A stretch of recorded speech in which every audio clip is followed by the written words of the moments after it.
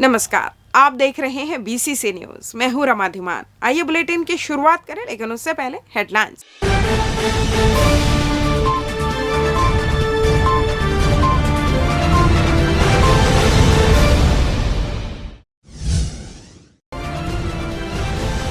आंवला नवमी की रही धूम, वृक्ष के नीचे लोगों ने किया भोजन।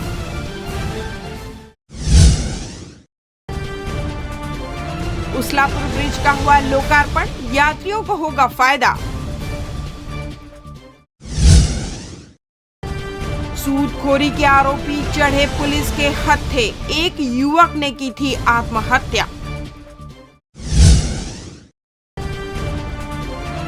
और राज्योत्सव में जुबानी जंग, महापौर को नहीं मिली जगह। हेडलाइंस के बाद खबरें विस्तार से। बुधवार को आंवला नवमी का पर्व उल्लास और भक्तिभाव के साथ मनाया गया। इसे अक्षय नवमी भी कहते हैं। स्वदेशी पिकनिक के इस पर्व का गहरा संबंध आयुर्वेद से भी है। सभी जानते हैं कि आंवले के फल में प्रचुर मात्रा में विटामिन सी, लौह तत्व के अलावा कई औषधीय गुण होते हैं। इस मौसम में बहुतायत में आंवला का फल बाजार में आता है।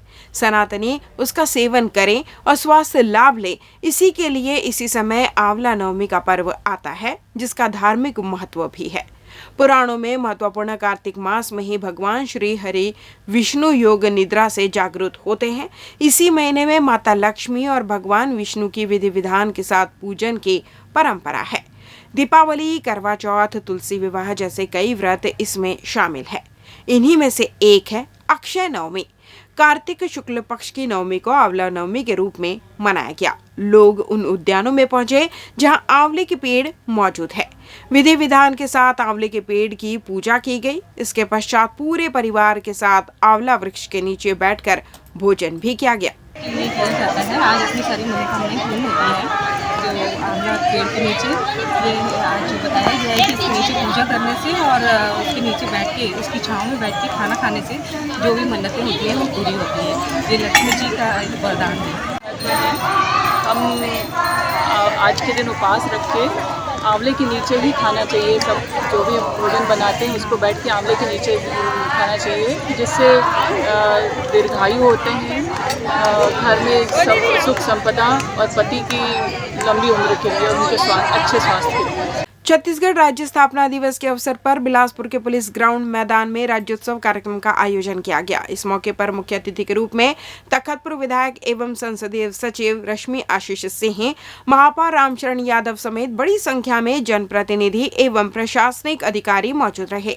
इस दौरान संसदीय सचिव ने सभा स्थल में लगे 31 विभागों के सभी स्टॉलों का अवलोकन कर प्रदर्शनी की सराहना की। कार्यक्रम में जिले के कई स्कूलों के छात्राओं ने सांस्कृतिक कार्यक्रम की प्रस्तुति दी। वहीं तखतपुर विधायक रश्मि सिंह ने अपने उद्बोधन में कहा, सरकार की महत्वाकांक्षी योजनाओं एवं कार्यों का बखान करते हुए सभी प्रदेशवासियों को राज्योत्सव की शुभकामनाएं दी।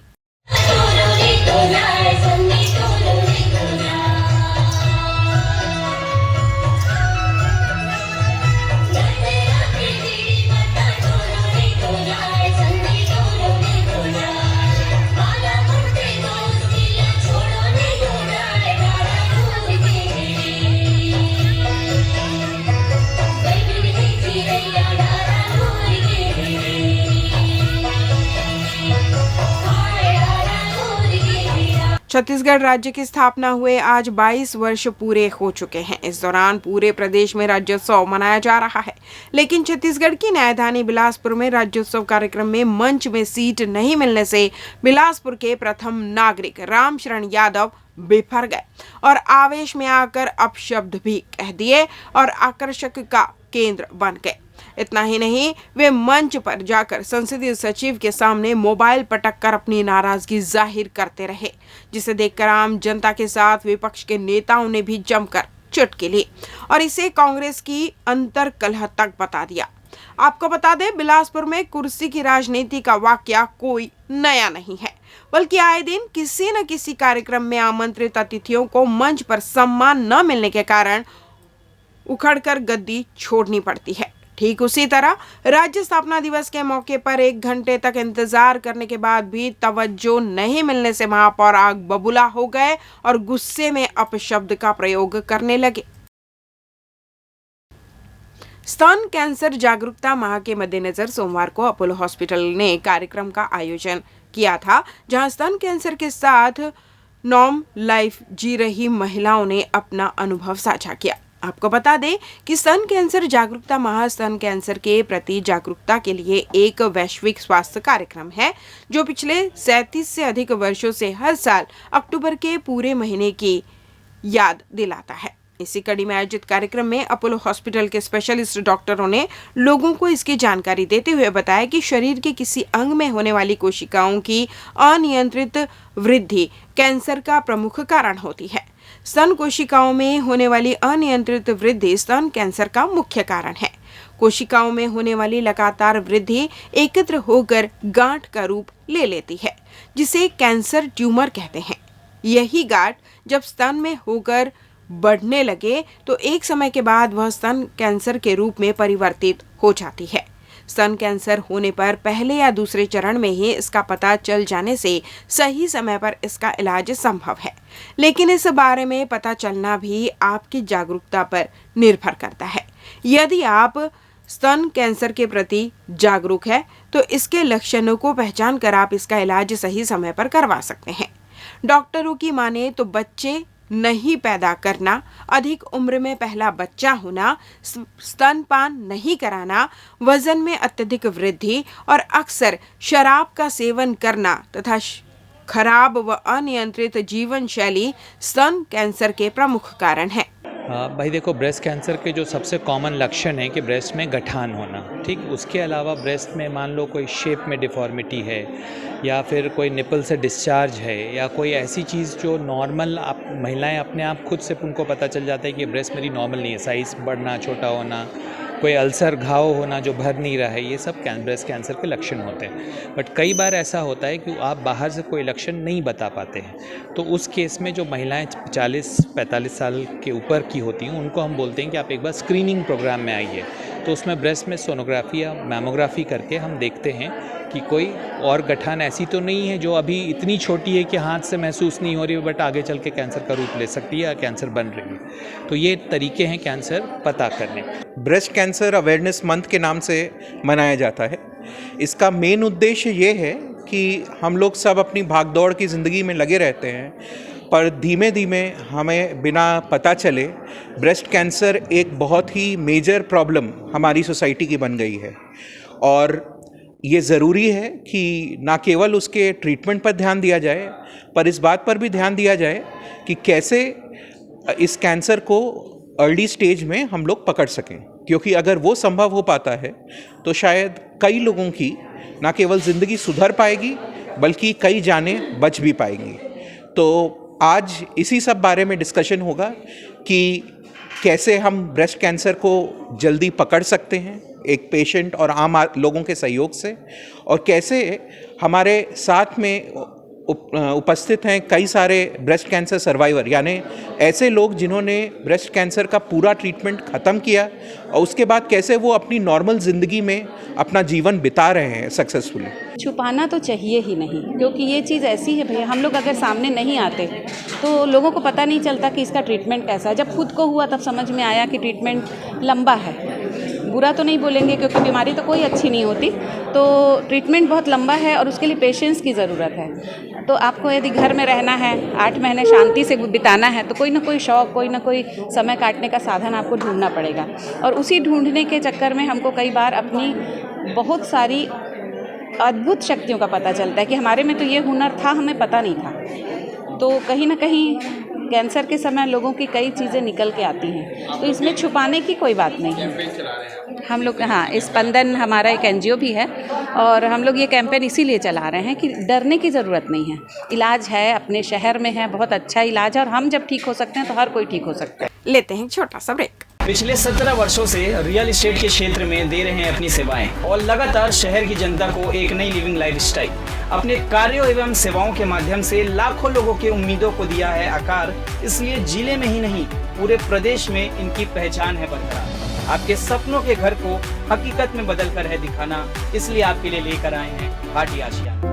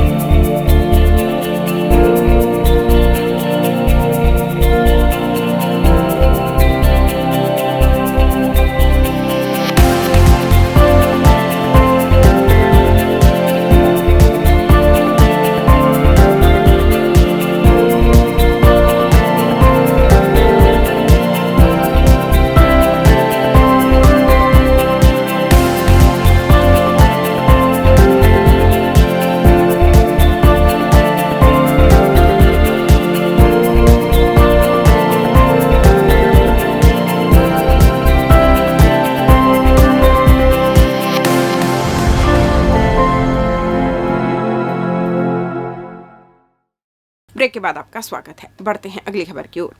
रेलवे प्रशासन द्वारा लगातार स्टेशनों एवं गाड़ियों में यात्री सुविधाओं का विकास एवं उपलब्ध सुविधाओं का विस्तार किया जा रहा है। इसी कड़ी में उस्लापुर एवं जयराम नगर स्टेशनों में फुट ओवर ब्रिज की सुविधा उपलब्ध कराई गई, जिसमें मंगलवार को बिलासपुर सांसद अरुण साव, संसदीय सचिव रश्मि आशीष सिंह, महापौर रामशरण यादव की गरिमामय उपस्थिति में नवनिर्मित फुट ओवर ब्रिज की सुविधा का उद्घाटन मंगलवार देर शाम हुआ। रेलवे प्रशासन द्वारा उस्लापुर स्टेशन को बिलासपुर के दूसरे प्रमुख स्टेशन के रूप में विकसित किया जा रहा है, जिसके अंतर्गत सर्कुलेटिंग एरिया का सौंदर्यीकरण एवं विकास कार्य, स्टेशन बिल्डिंग के सामने रोड का निर्माण, मुख्य प्रवेश द्वार का चौड़ीकरण एवं वरिष्ठ नागरिकों हेतु एक लिफ्ट, रैंप के साथ अतिरिक्त फुट ओवर ब्रिज, बेहतर लाइटिंग व्यवस्था, साइनेजेशन, coach indication board, train indication board, प्रतीक्षालयों का नवीनीकरण आदि जैसे महत्वपूर्ण कार्य कराए गए। मुख्यमंत्री भूपेश बघेल की घोषणा के अनुरूप जिले में 1 नवंबर से समर्थन मूल्य पर धान की खरीदी शुरू हो गई। जिला सहकारी बैंक अध्यक्ष प्रमोद नायक व कांग्रेस ग्रामीण अध्यक्ष विजय के सरवानी ने 3 महीने तक चलने वाली धान खरीदी अभियान का कोटा में स्थित धान खरीदी केंद्र का शुभारंभ किया। उन्होंने उपस्थित किसानों, जनप्रतिनिधियों के साथ तराजू बांट की पूजा अर्चना कर किसान संतोष रजक द्वारा लाए गए धान की तौलाई की। इस दौरान खरीदी केंद्र में जिला सहकारी सीईओ प्रभात मिश्रा ने कृषकों को जानकारी देते हुए बताया कि धान लाने के पूर्व टोकन लेना आवश्यक होगा, जिसके लिए कृषक अपने मोबाइल में किसान टोकन तुहर हाथ के माध्यम से टोकन प्राप्त कर सकते हैं। किसानों को साफ सुथरा धान लाने का आग्रह किया गया। टोकन तुहर हाथ ऐप की सहायता से प्रत्येक पंजीकृत किसान संबंधित धान खरीदी केंद्र में स्वयं के द्वारा निर्धारित तिथि में धान विक्रय हेतु टोकन प्राप्त कर सकेंगे। और यहाँ पर किसान भाइयों ने अपने धान लेके आया है और धान का विक्रय कर रहे हैं। बिलासपुर में 130 धान उपार्जन केंद्रों में है। सारे जगह धान की खरीदी के लिए चाक चौबंद व्यवस्था समितियों के माध्यम से हो गई है और बिलासपुर ज़िले के अंतर्गत आने वाले सारे 539 धान खरीदी केंद्र सारी जगह व्यवस्था हो चुकी है। किसानों को परेशानी ना हो, इसलिए हमारे माननीय मुख्यमंत्री जी ने किसान टोकन तुहर हाथ का इस बार शुभारंभ किए हैं और उसके माध्यम से किसान जो टोकन के लिए पहले थोड़ी बहुत परेशानी होती थी, वो सब परेशानियों से उनको निदान मिलेगा। देखिए, धान खरीदी का नियम जो है गत वर्ष की भांति है। किसान पंजीयन का जो काम था वो 31 अक्टूबर तक का होना था, जो कि संपन्न हो चुका है और आज से धान खरीदी प्रारंभ है। इस बार जो एक नई बात आई है धान खरीदी में वो ये है कि गत वर्ष में जब किसानों को टोकन कटाना होता था तो समितियों में उपस्थित होना पड़ता था। इस वर्ष छत्तीसगढ़ शासन ने किसान टोकन तुहर हाथ के नाम से एक एंड्रॉयड ऐप जारी किया है। इस ऐप को किसान अपने मोबाइल में डाउनलोड कर सकता है और उस ऐप के माध्यम से अपने घर बैठे अपने मनवांछित दिन में टोकन काट सकता है और टोकन काट करके समिति में निर्धारित दिन में आकर के धान बेच सकता है। तोरवा छठ घाट में छठ पर्व के बाद कचरे का अंबार नजर आया, जिसकी सफाई के लिए बिलासपुर के कुछ एनजीओ के सदस्य मंगलवार को इकट्ठा हुए, जहां उन्होंने साफ सफाई के साथ यह संकल्प लिया कि वे नियमित रूप से इस घाट की नियमित सफाई करेंगे ताकि बिलासपुर की अरपा नदी और छठ घाट की पवित्रता बनी रहे। आपको बता दें, छठ पूजा के बाद लोग अपने पीछे कूड़ा करकट का अंबार छोड़कर चले गए।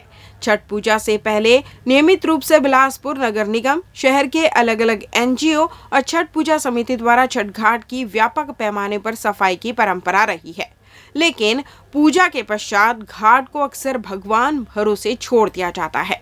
खासकर पूजा के पश्चात पूजन सामग्री, गन्ने के अवशेष, दीपक, मिट्टी के कुंड आदि यहाँ वहाँ पड़े रहते हैं। निगम के सफाई कर्मचारी घाट के ऊपरी हिस्से की सफाई कर भी देते हैं, लेकिन घाट की सीढ़ियों पर चीजें जस की तस पड़ी रहती है, जिसे देखते हुए इस बार अभिनव पहल की गई। छठ पूजा समिति से जुड़े कुछ कार्यकर्ताओं, ख्वाब वेलफेयर फाउंडेशन के सदस्य और लॉरेंस सामाजिक संस्था द्वारा मंगलवार को तोरवा छठ घाट की सफाई की गई। तो ये जागरूकता के तहत ये बहुत अच्छा काम है और हम लोगों का भी ये संकल्प लेना पड़ेगा कि निरंतर अगर महीने में एक बार या 2 बार भी हम किसी के साथ करते हैं, एनजीओ के साथ मिलकर ये काम, तो इससे हम नदी को, घाट को, मतलब हम लोग स्वयं से खुद से मिलके सब लोग जन सहयोग से हम लोग इसको सुरक्षित और स्वच्छ रख सकते हैं। सूदखोरों से परेशान होकर युवा व्यवसायी के आत्महत्या करने के मामले में फरार आरोपी कांग्रेस पार्षद, सरपंच व एक अन्य साथी को पुलिस ने भोपाल से गिरफ्तार किया है। वारदात के बाद से आरोपी फरार थे और लगातार पुलिस को चकमा दे रहे थे। आरोपियों के खिलाफ धारा 384, 306, 34 और कर्जा एक्ट के तहत कार्रवाई की जा रही है। दरअसल बीते दिनों सकरी क्षेत्र निवासी युवा व्यवसायी ऋषभ निगम ने जहर खाकर आत्महत्या कर ली थी। सुसाइड नोट में ऋषभ ने अपनी मौत के लिए सूदखोरों को जिम्मेदार बताया था। आरोपी उधार का रकम अदा करने के बाद भी ऋषभ से साप्ताहिक ब्याज की वसूली कर रहे थे। इस दौरान करीब 15 लाख से ज्यादा की वसूली सूदखोरों ने ऋषभ से की थी। यही नहीं, ऋषभ की कार और दुकान से सामान भी आरोपी डरा धमका कर ले गए थे। सुसाइड नोट में 3 सूदखोरों का नाम सामने आया था, जिसमें एक कांग्रेस का पार्षद और दूसरा सरपंच व तीसरा उसका साथी है। पुलिस ने आरोपियों के खिलाफ मामला दर्ज किया, लेकिन गिरफ्तारी से पहले आरोपी फरार हो गए। इसके बाद से आरोपी लगातार पुलिस को चकमा दे रहे थे। हालांकि साइबर लोकेशन के आधार पर अंततः पुलिस ने भोपाल से तीनों आरोपी पार्षद अमित भारती, सरपंच संदीप मिश्रा और साथी जितेंद्र मिश्रा को गिरफ्तार किया है। आरोपियों के खिलाफ धारा 384, 306, 34 और कर्जा एक्ट के तहत कार्रवाई की जा रही है। सकरी थाना क्षेत्र के आसमा सिटी में निवास करने वाले ऋषभ निगम के द्वारा सुसाइड किया गया था, जिसमें उसके द्वारा लिखित एक सुसाइडल नोट में उनके 3 व्यक्तियों का जिक्र किया गया था जो उनको सूद के लिए प्रताड़ित कर रहे थे और इसी प्रताड़ना से त्रस्त होकर उन्होंने आत्महत्या की है। इसमें जो 3 व्यक्तियों का जिक्र था, जितेंद्र मिश्रा, संदीप मिश्रा जो भापा सरपंच था और सकरी पार्षद अमित भारती, तीनों को पुलिस द्वारा गिरफ्तार किया गया।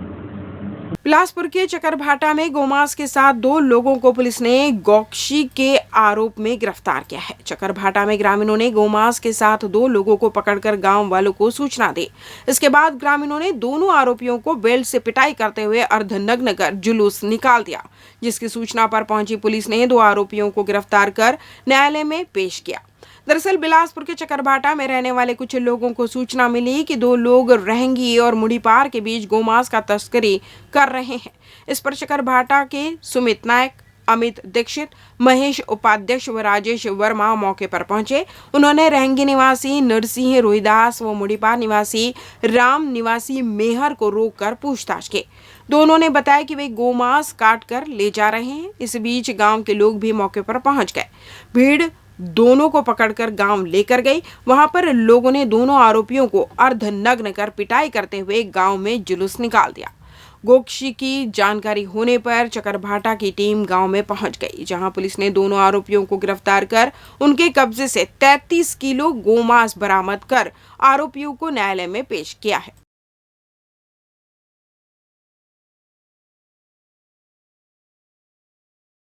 एसपी के जनदर्शन में लोगों ने खुलेआम गांजा बेचने की शिकायत की थी, जिसके बाद एसीसीयू की टीम ने रेकी कर गांजा बेचने वालों पर कार्रवाई की।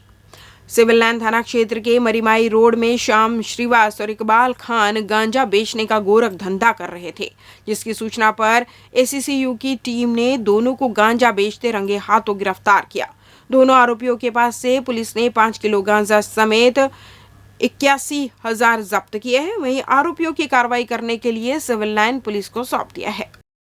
इस बुलेटिन में बस इतना है। मुझे दीजिए विदा। नमस्कार।